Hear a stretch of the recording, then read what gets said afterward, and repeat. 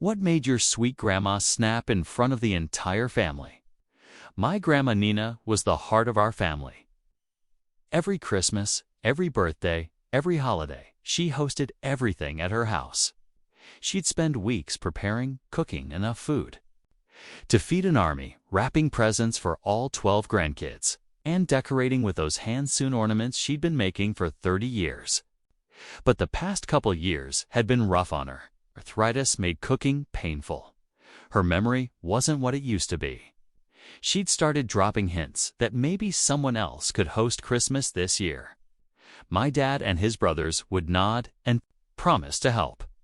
But somehow, Grandma Nina still ended up doing everything herself. This past Christmas was different, though.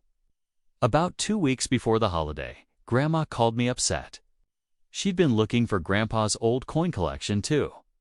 Show my cousin's new boyfriend. It was gone.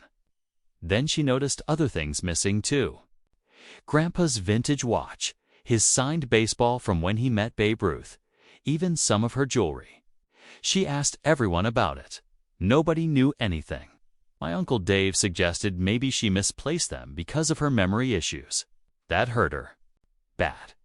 But 3 days later, she was scrolling Facebook Marketplace and found something that made her blood boil.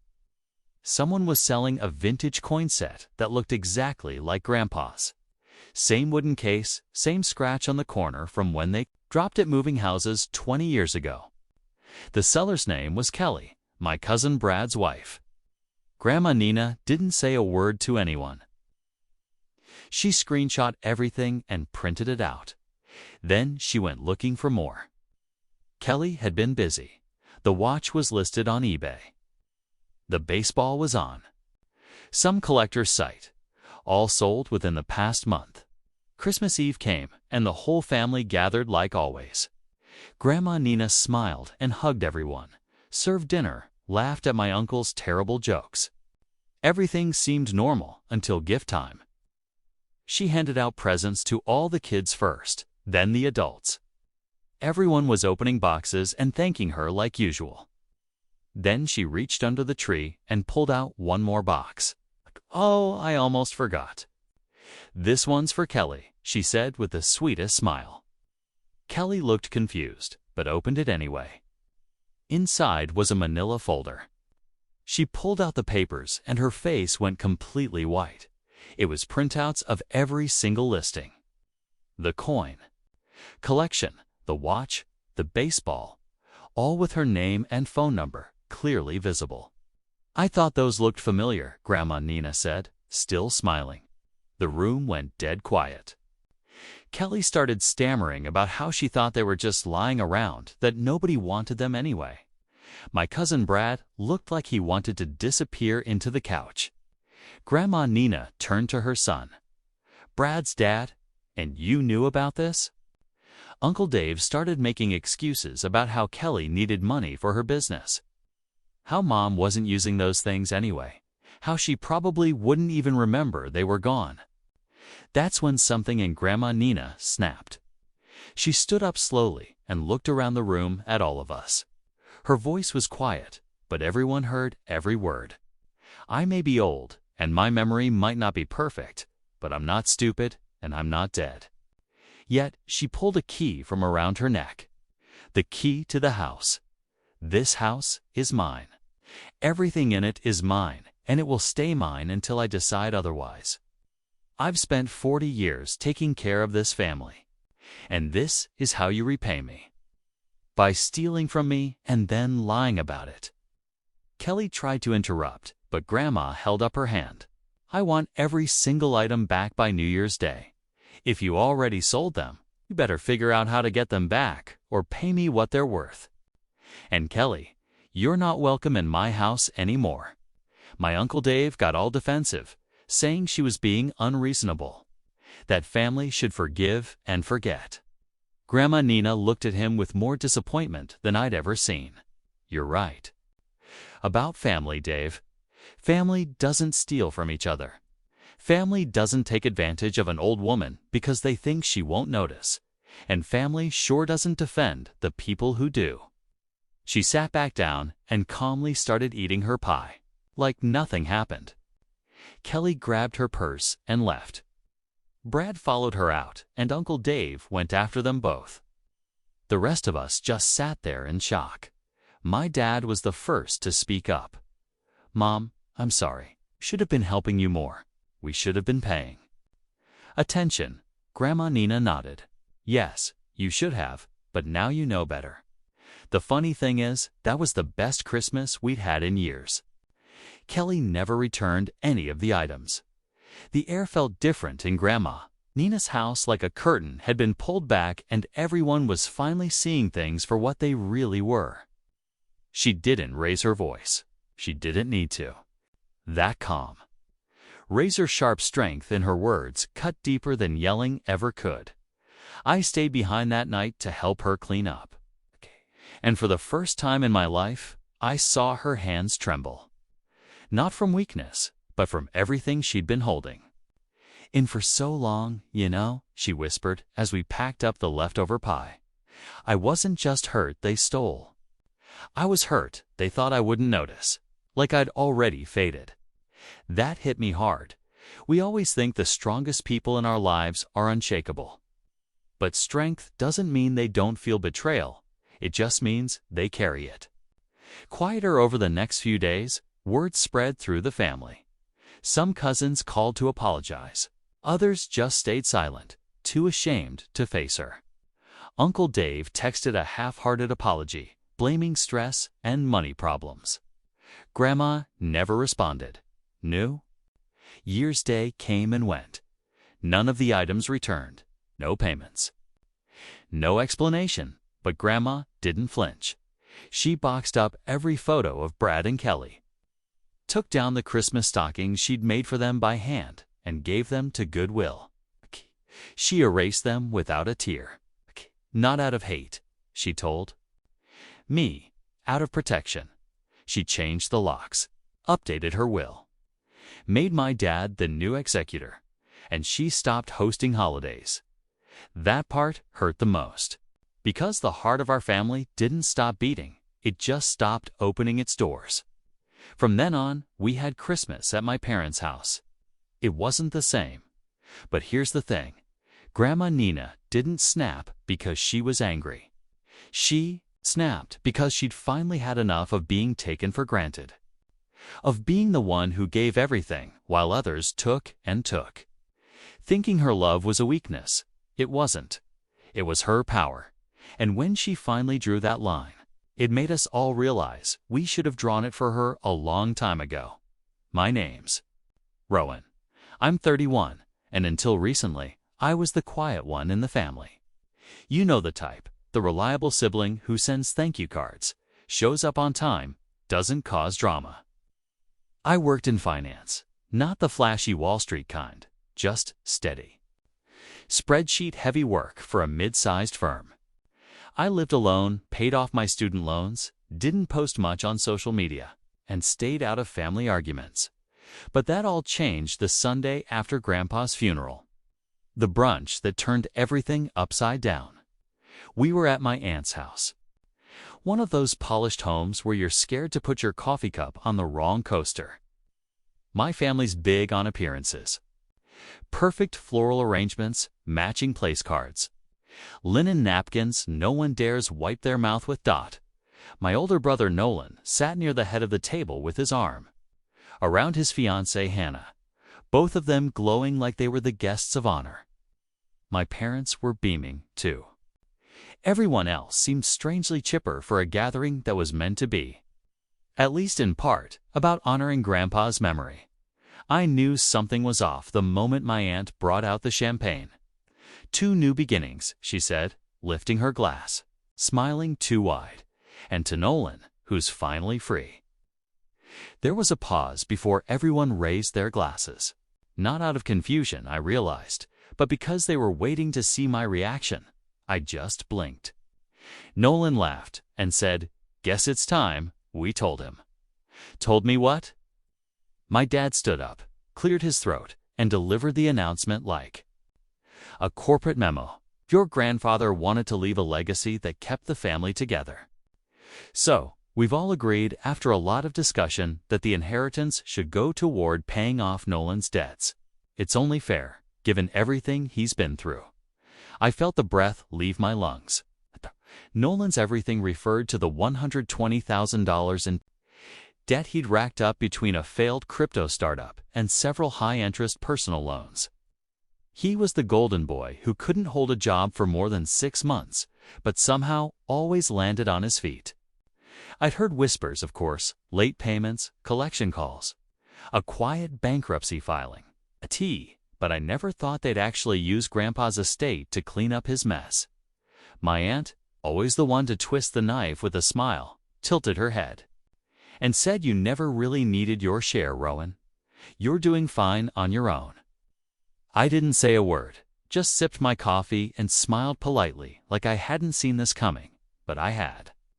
11 weeks earlier, during one of Grandpa's hospital stays, he pulled me aside, said he didn't trust the circus, as he called them.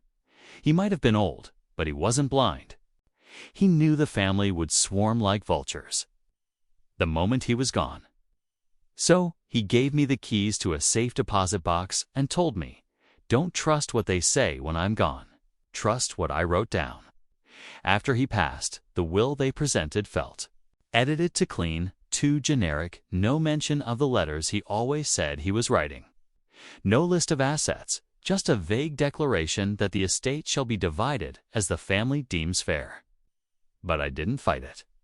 Didn't even raise a brow. To be cut.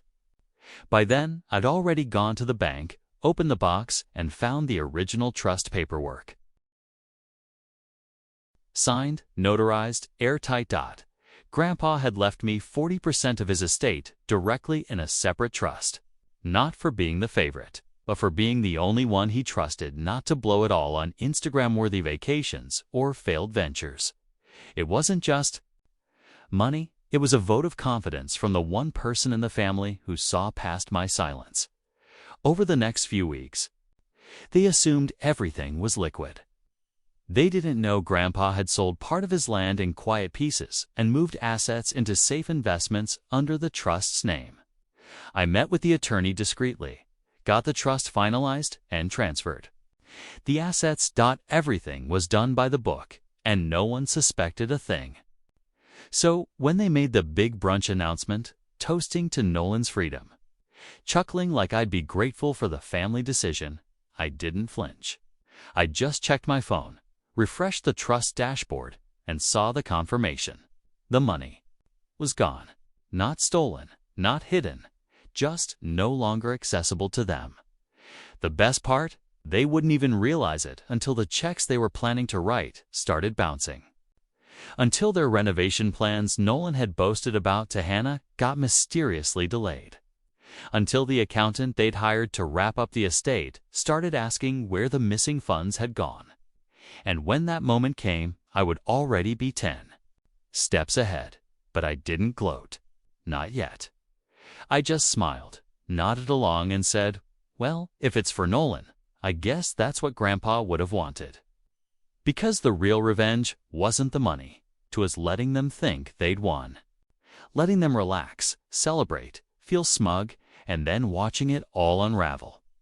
One shocked expression at a time. But I'll get to that. It started with a phone call from Nolan, Monday morning, just before 9 a.m. I was in my apartment, halfway through my second cup of coffee, scrolling through emails. His name flashing across the screen didn't surprise me. What did was the tone of his voice. Low, tight, trying to sound casual, but vibrating with tension. "Hey man," he said, drawing out the syllables like he was stalling for time. "Quick question. You didn't happen to, I don't know, move any of Grandpa's accounts or something, did you?" I leaned back in my chair. "Move them." I repeated, playing dumb. "What do you mean?" "Well, we tried to pull the first 50 from the estate account for the debt consolidation thing. You know, the bank says the account was liquidated 2 weeks ago, completely empty." I made a sympathetic noise. Weird. There was a pause. I could hear the muffled sound of papers rustling. Someone whispering near him. Probably Hannah or Dad. Yeah, the accountant's looking into it.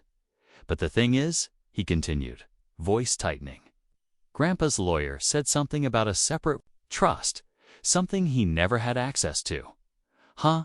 I said. Sounds complicated. Silence. He was trying to read me. Trying to figure out if I was playing dumb or if I was really that out of the loop. Finally, he sighed. Look, man, we just want to know what's going on.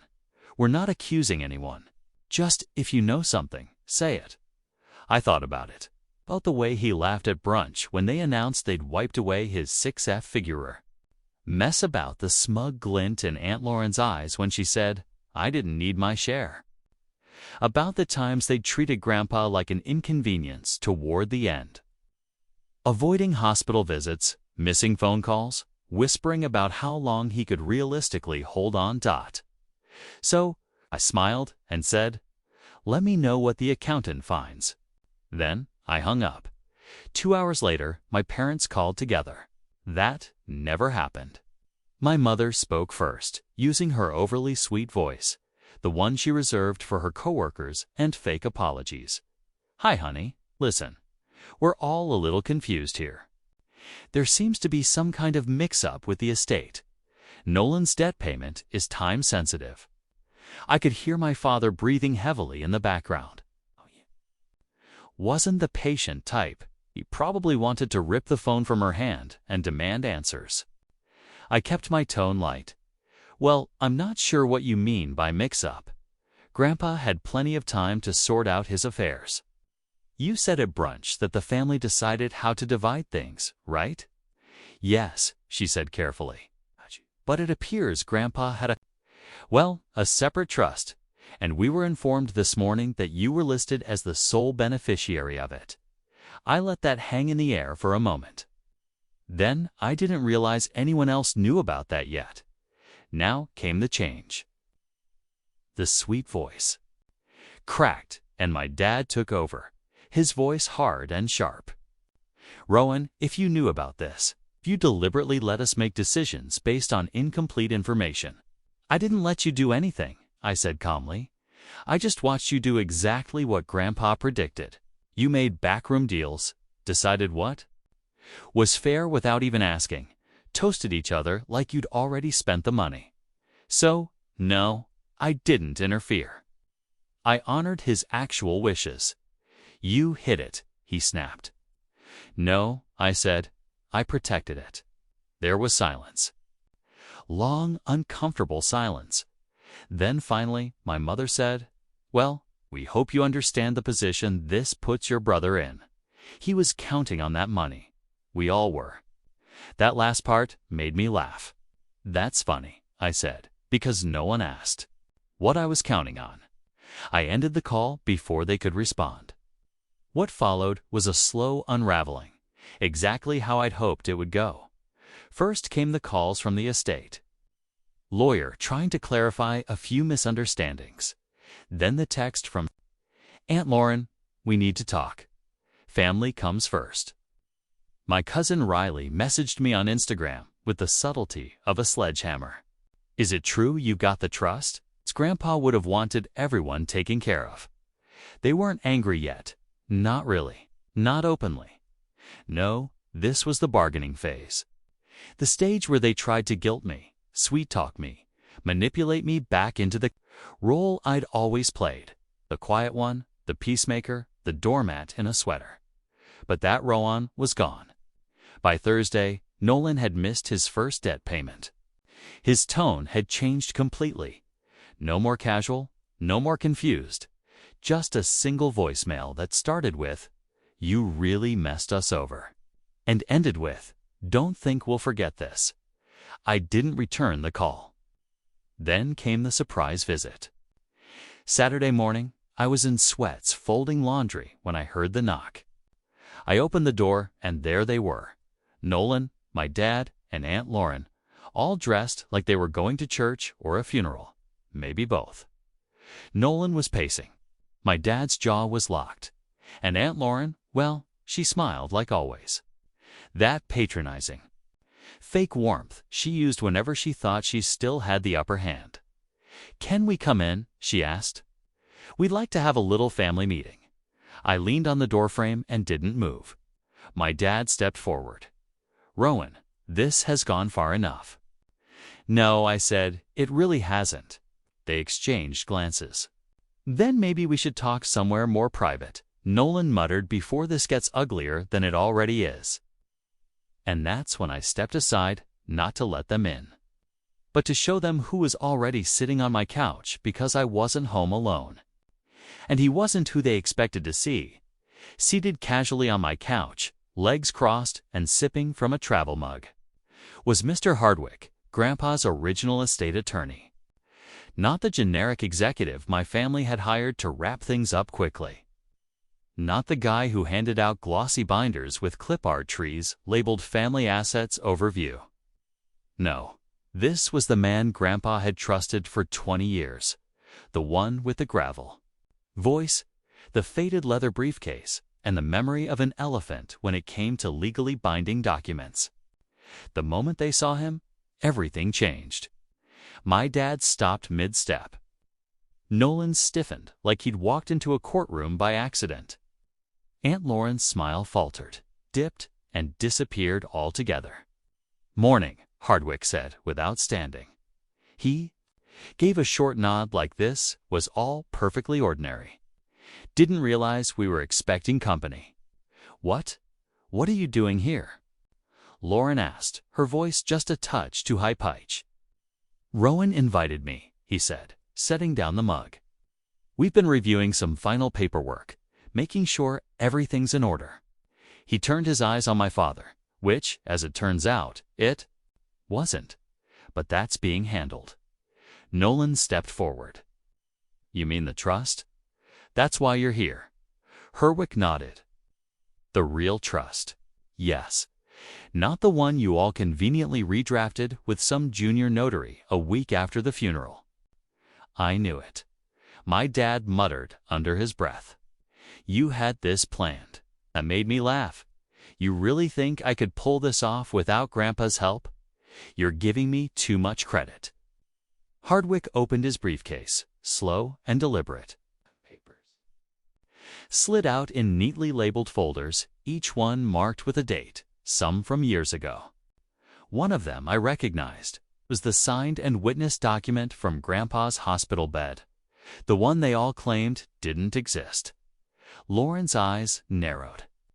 "So what's the point of this little charade, Rowan? To humiliate us? To make us gravel?" "No," I said, keeping my voice even.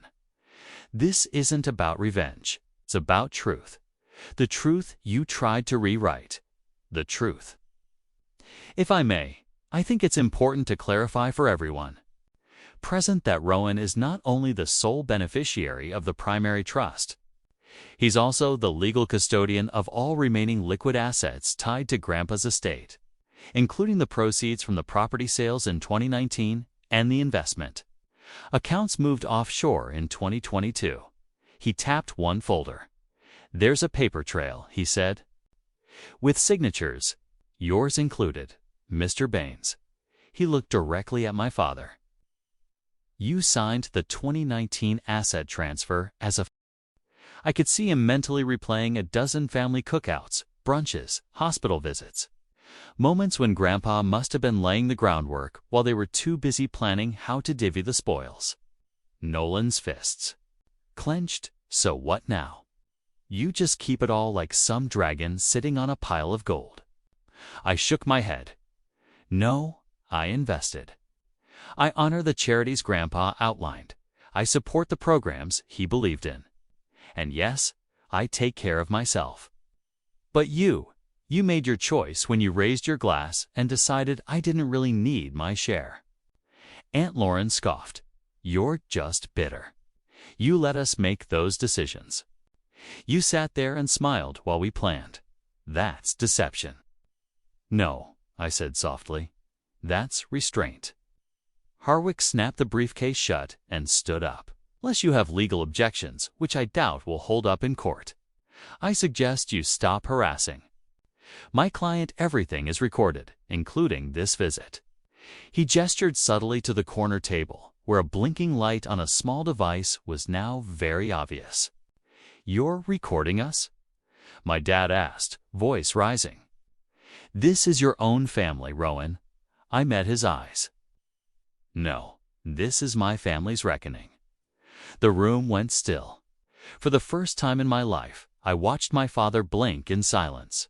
No rebuttal, no barked orders, just a slow realization settling on his face like a weight. They were losing control, and they knew it. But it didn't end there, because just as they turned to leave, furious and stunned, Aunt Lauren stopped and looked back at me, eyes narrowed. "You think this is over?" she said. "Do you think they'll accept this? The rest of the family?" I raised an eyebrow. "Who do you think told me what you were planning?" Her mouth opened, closed, because the biggest shock was still coming. And it was standing just outside the hallway, waiting to be let in. A voice called softly from the hallway. "Is it safe to come in?" All eyes turned as the front door opened a little more, revealing a figure none of them expected to see here. Not today, not like this. It was my cousin, Grace. She stepped inside, with a gracefulness she probably didn't intend, clutching a small folder to her chest like a shield. Grace, the quiet, observant niece, the one who rarely raised her voice, who kept to herself, who never seemed to fit into the twisted hierarchy of family favoritism. She wasn't flashy like Nolan, nor domineering like Aunt Lauren. She was just present and apparently watching. Nolan blinked in confusion. "What, Grace?" My father frowned. "Why are you here?" "I invited her," I said, as Grace moved beside me and gave me a slight nod. They looked between us, confused, the pieces not clicking into place yet. Grace raised the folder, opened it with trembling fingers, and spoke. "These are emails, copies, dates, attachments, conversations between Aunt Lauren and the secondary lawyer she hired. The one who drew up that altered version of Grandpa's will." Aunt Lauren's expression froze. "And these," Grace continued, voice growing stronger, "are phone locks. Recordings of meetings held without Rowan behind his back, of attempts to reassign asset control months before Grandpa even passed. Before he was." Cold in the ground, she handed the folder to Hardwick, who gave her a look of deep approval, then turned a page with quiet authority. "Quite thorough," he said. My father stepped forward, now visibly shaken. "Grace, why would you?" "'Cause I watch what you all did to Rowan, what you tried to do to Grandpa." She said, "You think just because some of us don't speak up, we're not paying attention, but we are. I was there when Grandpa said he didn't trust any of you when he cried because he thought his final wishes would be ignored. I was the one who picked him up from his appointment with Mr. Hardwick. I saw the envelope with the trust label." Aunt Lauren let out a scoff, but there was no strength behind it. "You little spy?" "I'm not a spy," Grace said. "I'm just not a coward." The room hung in a thick, electric silence. Then Hardwick cleared his throat again. Given this additional evidence, any potential civil dispute brought against Rowan would likely be viewed as harassment. And now, with these emails and recordings, possibly fraudulent collusion. My dad tried to speak, but only opened and closed his mouth like he'd forgotten how. Nolan's face was slowly reining with a mix of shame and rage. "This isn't how family treats each other." "You're right," I said. "But it is how family defends the one you all tried to bury." He looked at me then, not with rage anymore, but something closer to panic. "What am I supposed to do?" he asked quietly. "They're calling me every day. I can't keep dodging them." I shrugged. "I don't know, Nolan. Maybe get a job." His eyes widened. For a moment, it looked like he was going to lunge at me, but my dad's hand on his shoulder stopped him. "Don't," my father said through gritted teeth. "It's over." I met his eyes. "Yes, it is." They left without another word. My father, for the first time in my life, didn't have a parting lecture. Aunt Lauren didn't slam the door, though her glare promised she'd try something else later. And Nolan, whose entire life had been one long string of second chances, left with his fists clenched and jaw tight, suddenly stripped of the lifeline he assumed would always be there. Once they were gone, I sat back on the couch and exhaled. Grace sat beside me, hands folded in her lap. "Was that enough?" she asked softly. "It was more than enough," I said. "You didn't have to do that, you know?" "Yes, I did," she replied. Grandpa was the only one who ever listened to me. He didn't deserve what they tried to do to him. I nodded, feeling a lump form in my throat. All this time, I thought I was the only one who cared that his final wishes were respected. But Grace, shy, gentle Grace, had been fighting for him in the shadows. Hardwick stood, brushing off his jacket. "Well," he said, "I think it's safe to say this is done. I'll file a final protective order in the trust's name, just in case anyone gets ideas. But from here on, Rowan, it's yours to manage. Exactly how." He paused at the door, and for what it's worth, he added, "he was proud of you. You know that, right?" I nodded, not trusting myself to speak. After he left, Grace and I sat in silence for a while. The apartment felt oddly peaceful now, like the weight of all those years of being dismissed, manipulated, and overlooked had finally lifted. Not completely, not magically, but enough.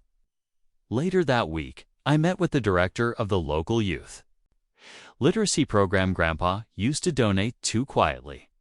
We discussed expanding the library space he once funded.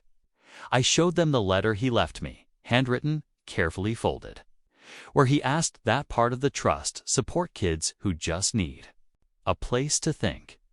Then I went home, made a cup of coffee, and sat at my desk. I opened my laptop and checked the dashboard. The trust funds were stable, investments were in place, and there was even a message from one of the organizations I'd started a conversation with. A foundation for elder care and Grandpa's name. I could still hear Nolan's voice from brunch, echoing in my head. "You never really needed your share." Maybe not, but Grandpa wanted me to have it. And because when the time came to speak up, I did. They raised their glasses to new beginnings like they were celebrating a clean slate. But the real beginning, it started when I didn't say a word and ended with them finally realizing I was never the one to underestimate.